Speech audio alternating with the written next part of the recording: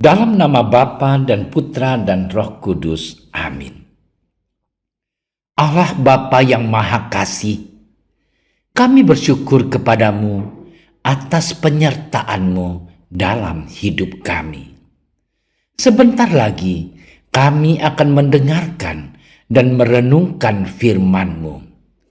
Berkatilah kami agar kami mampu memberikan hati dan pikiran kami untuk merasakan kehadiran-Mu dan sapaan-Mu lewat sabda dan renungan hari ini. Dan semoga semuanya itu menjadi petunjuk bagi kehidupan kami dan menerangi kegelapan hati kami. Demi Kristus Tuhan kami. Amin.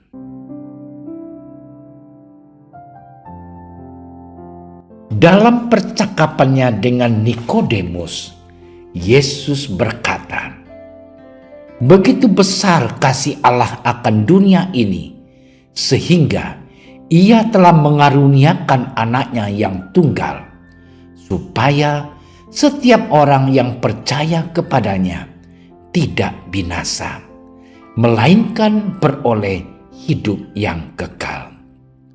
Sebab Allah mengutus anaknya ke dalam dunia, bukan untuk menghakimi dunia, melainkan untuk menyelamatkannya oleh Dia.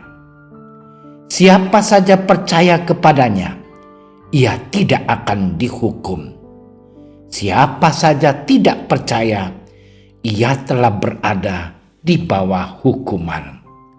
Sebab ia tidak percaya dalam nama Anak Tunggal Allah. Dan inilah hukuman itu.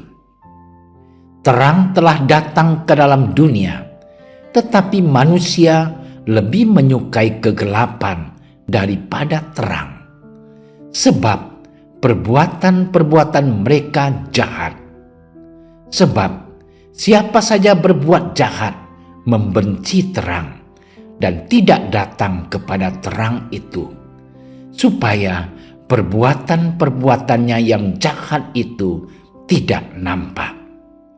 Tetapi siapa saja melakukan yang benar, ia datang kepada terang, supaya menjadi nyata bahwa perbuatan-perbuatannya dilakukan dalam Allah."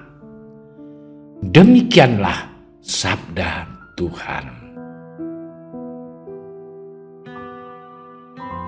Saudara-saudari yang terkasih dalam Tuhan kita Yesus Kristus, suatu ketika di suatu sekolah menengah atas akan diadakan seleksi perlombaan dari cabang atletik. Para guru dan murid-murid lainnya sudah bisa menebak siapa yang akan memenangkan seleksi itu. Karena ada seorang murid laki-laki yang handal dalam olahraga atletik. Seluruh warga sekolah telah berkumpul di lapangan untuk menyaksikan seleksi itu.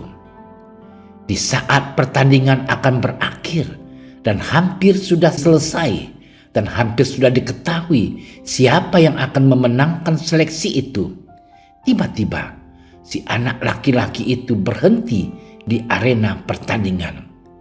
Dia berhenti karena ingin menolong lawan tandingnya yang sedang terjatuh. Akhirnya, karena menolong lawan tandingnya yang terjatuh, dia pun tidak jadi memenangkan pertandingan itu. Kemudian guru bertanya kepada si anak laki-laki itu, "Mengapa kamu menolong lawan tandingmu? Lihatlah, sekarang kamu telah menyia-nyiakan kesempatan untuk mewakili sekolah kita." Si anak laki-laki itu hanya menjawab, "Apalah arti sebuah kemenangan jika ada temanku yang menderita kesakitan?" Saudara-saudariku yang terkasih, kisah kecil tadi akan mengantar kita untuk masuk ke dalam permenungan kita pada hari ini. Kisah Injil hari ini merupakan kelanjutan dari isi Injil kemarin yang mengisahkan tentang percakapan Nikodemus dengan Yesus. Dalam percakapannya dengan Nikodemus, Yesus berkata, "Karena begitu besar kasih Allah akan dunia ini, sehingga Ia telah mengaruniakan anaknya yang tunggal, supaya setiap orang yang percaya kepadanya tidak binasa, melainkan beroleh hidup yang kekal." Dari perkataan Yesus ini kita dapat mengatakan bahwa kasih Allah itu bersifat netral dan berlaku untuk semua ciptaan, teristimewa bagi umat manusia.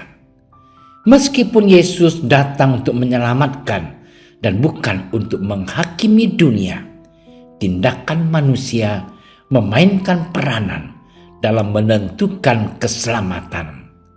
Keselamatan berarti percaya kepada Yesus serta diiringi dengan tindakan yang sesuai dengan perintah Allah. Saudara-saudariku yang terkasih di dalam Kristus, percakapan antara Nikodemus dan Yesus merupakan suatu ajakan bagi kita untuk semakin mampu mengenal kasih Allah. Nikodemus adalah seorang Farisi, pemimpin agama Yahudi.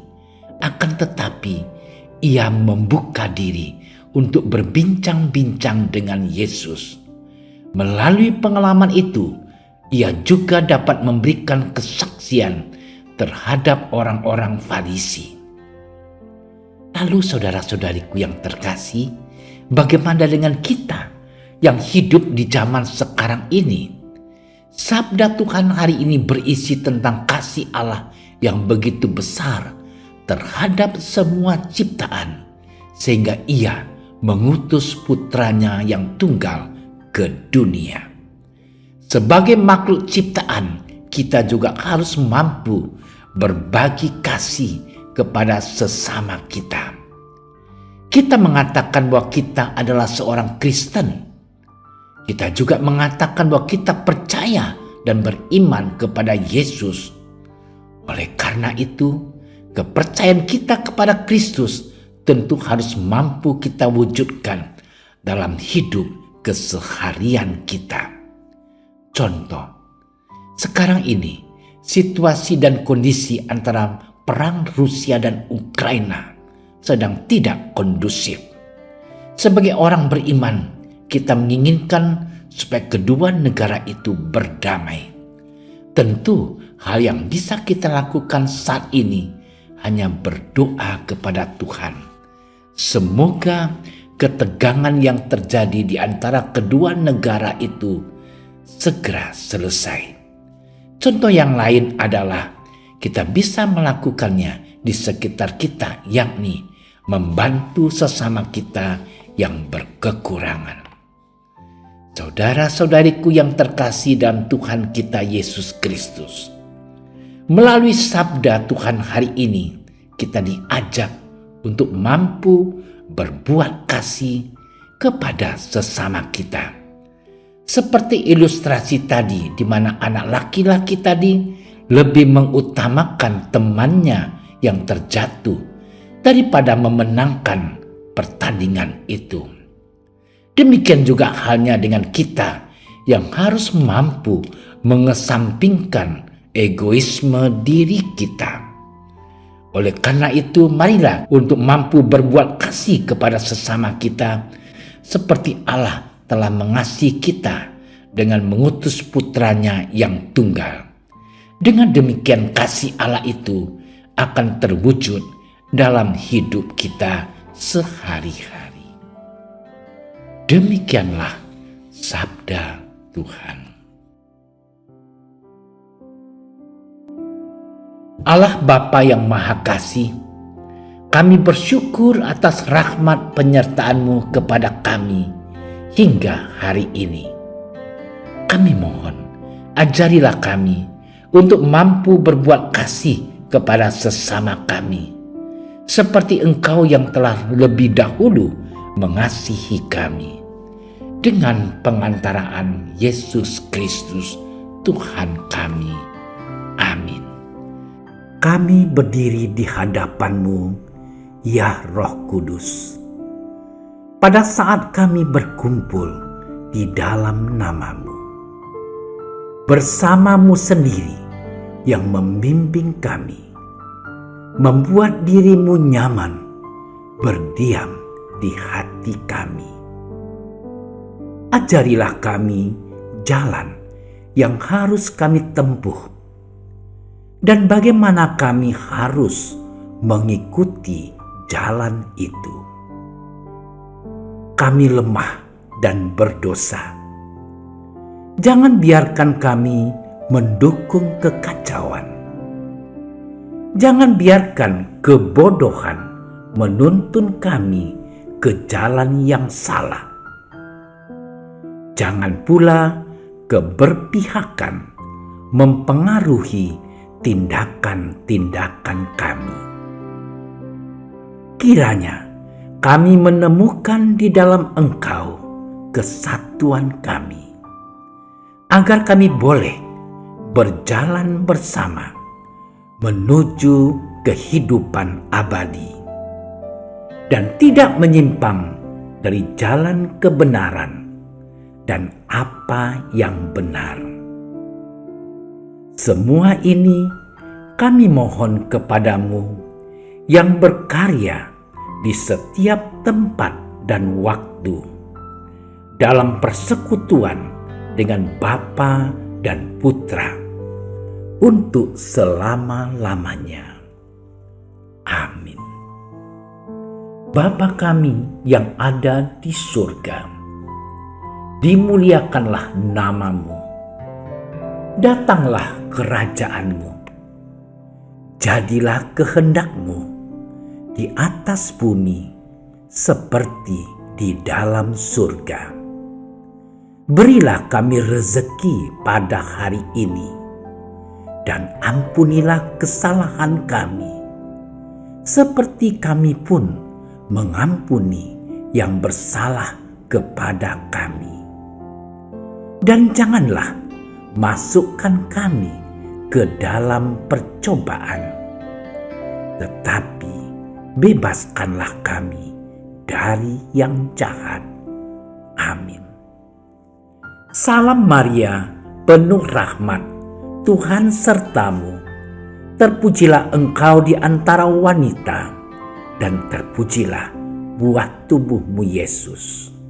Santa Maria, Bunda Allah, doakanlah kami yang berdosa ini, sekarang dan waktu kami mati. Amin. Kemuliaan kepada Bapa dan Putra dan Roh Kudus, seperti pada permulaan, sekarang, selalu, dan sepanjang segala masa. Amin. Dalam nama Bapa dan Putra dan Roh Kudus. Amin. Terima kasih sudah menyaksikan renungan hari ini. Jangan lupa like, subscribe, dan aktifkan tombol loncengnya agar Anda yang pertama mendapatkan notifikasi updatean renungan harian dari Komsos Keuskupan Padang. Dan bagikan ke sosial media agar saudara-saudara kita dapat mendengarkan dan merenungkan firman Tuhan.